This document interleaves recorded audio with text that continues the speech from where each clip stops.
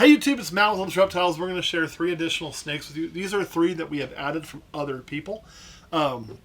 So we've already talked about them, and I probably won't remember off my head where they all came from, so apologize in advance.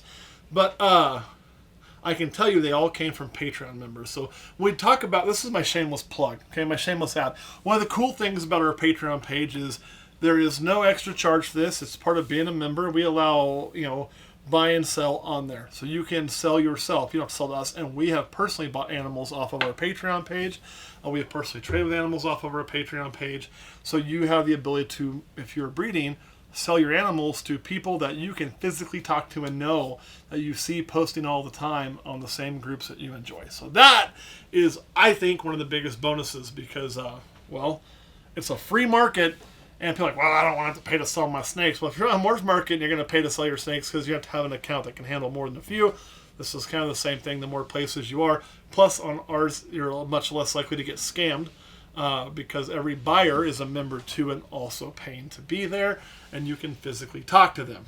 So that's a nice, safe way to do that, and then you get to see your animals get sold to somebody you know. Shameless plug. And with that, let's bring the first one up. Okay, I am not going to remember all the genes in this. I'm going to do my best. This is another Kurt snake. So this one's a male, I believe, correct? Yes.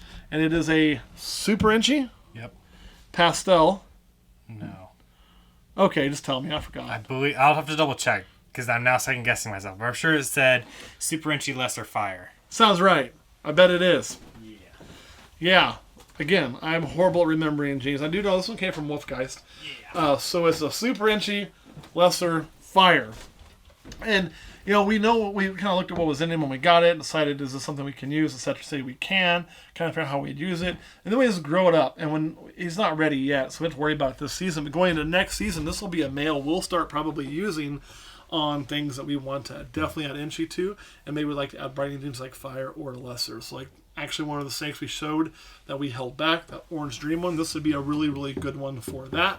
To be blunt, because we would guarantee the inchy being there, and then the lesser was not a gene we mentioned, but the fire would do a lot of work for that too. So, yeah, great animal for what we're going to do. Inchy, super inchy, fire, lesser. So a 3 gene, depends how you count it. A lot of people are going to count this as a 3 gene, they're going to count the super inchy as 1, but if you're counting the super inchy as 2 is what it took to cram in there, it's 4, but it's really going to pass on, has the ability to pass on 3 separate genes, and you're going to pass on 1 every time. So that's also not going to make any normals, so it fits our plan for males we add to not make a true normal. So there you are. There is that one. Woo! That's a pretty snake. It's doing well. Yep, here, I got to get split.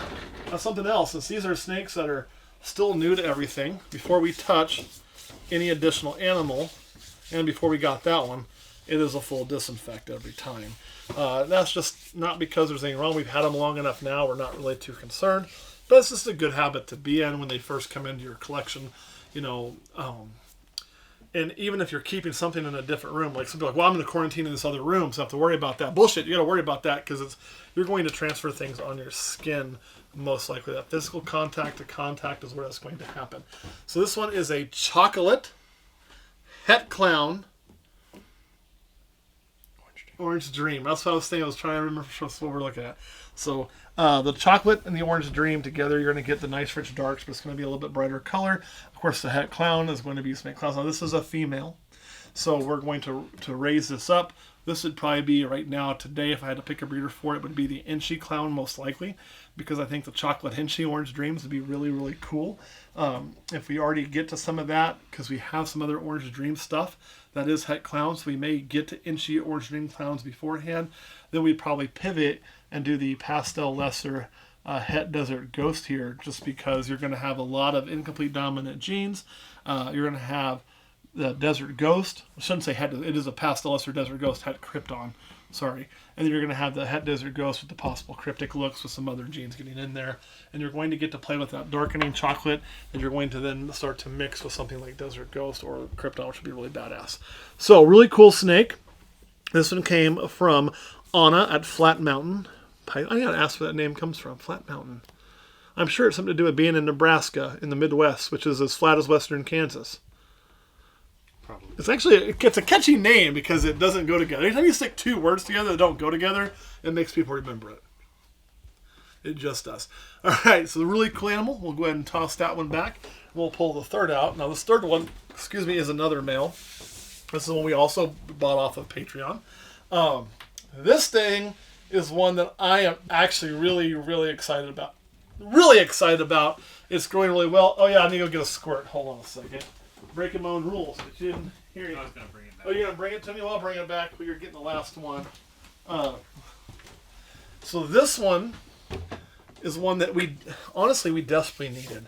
We hunted this out at the price like the snake's gorgeous, and it's just phenomenal.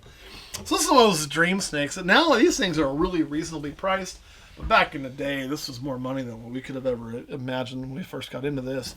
And what we're looking at here is a simple banana pied, And we've talked a lot about, there's not a lot of genes. I really want to stick with my pied because pied by itself is just awesome. This is one that I think you stick with it. It just, those colors together are just phenomenal. And we chose this one. There were several of them we could choose from, and some of them had a chance of being GHI. This was not listed as one that had a possible GHI. We chose this one anyway because the overall look. It had the look of the banana pied we wanted. It has the white starting up front, which is really important to me because most of our pies don't start till midway through, so I want to get more of that going, see if we can cause more of that in our collection. And then it has a good amounts of white up through here and then on the back. And now the back, it's not going to have a whole ton of rings. You basically got the tail's tips. So that's 1, 2, almost 3, 4. You could say 4 or 5, nothing like that, 7. If you look how close it is through here, you're going to think about biting me. Let's not do that. Through here and here, this snake is one that could easily, pied's pretty random, but the more broken up the pattern is, there's got to be some polymorphism there. So this is one that can definitely produce the kind of pieds we want and the kind of banana pieds we want. And my boy needs a break. I've got one pied male, and as you can see, I have a problem where I keep holding back more pied females. And I've got some het pied stuff, fire and yellow belly het pied that is ready to breed this year. And by the way, those are 2 other genes I would add to pied any day of the week. We needed another pied male, so we're going to have this guy ready next season.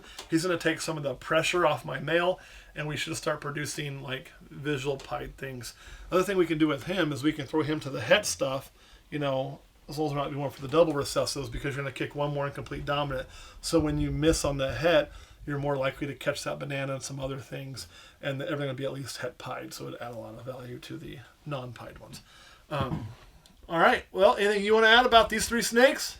I'm just excited about the chocolate because that's one I've recently discovered is in the spot nose spider complex. So kind of another fun thing to play with because it's not something you visualize being in that complex because chocolate by itself is very normal-ish. Does chocolate, if it's in that complex, and this is news to me, but you follow this a lot more closely than I do. I have more time now when I'm at work because when I'm at work, yeah. But does it, like blackhead, take the wobble out of spider and make a normal looking snake when paired? I don't know because I don't know how much pairing has been done to spider. I know it's been put a lot with spot nose into the clown projects to make like the Dark Knights and stuff like that, which is where we kind of discovered the allelic stuff. So honestly, on that spider, I don't know. I would assume to an extent, probably. So if it does, and how similar would chocolate and blackhead be? That's something that I'm just excited to play with because of that. There's so many questions. If blackhead and spider are allelic, and we know they are, and chocolate and spider are allelic, and you're telling me they are, then chocolate and blackhead also have to be allelic. Yep. There's no way around that. And so what's a chocolate blackhead?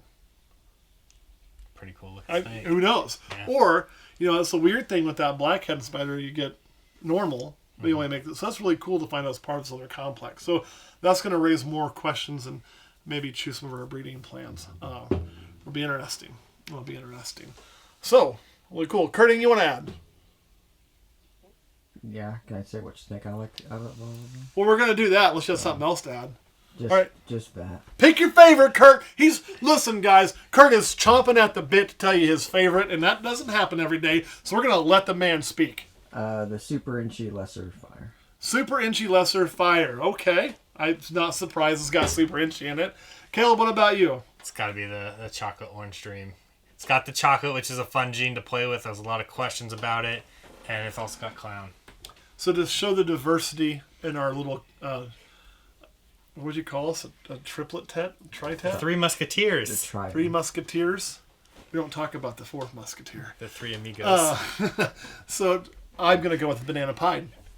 And it's really simple. This is, again, one of those snakes that when you first laid eyes on it, back, what was it, 10 years ago, when we first got into this, it looked, A, unbelievable, and B, for you guys who have been in this like the last 3 or 4 years, you're like, okay, it's a fucking banana pie, get over yourself. But I remember this being like a $40,000 animal and unattainable, and it just being like, oh my God moment. This is one of those animals that when it first came, you would like literally lust after. And so this too is, well, we'll get to that in Patreon. I'll cover what I'm about to say in Patreon because I think that's where that needs to be said. But that one is my favorite. Anything else you guys want to add? Nope. All right, guys, we are done.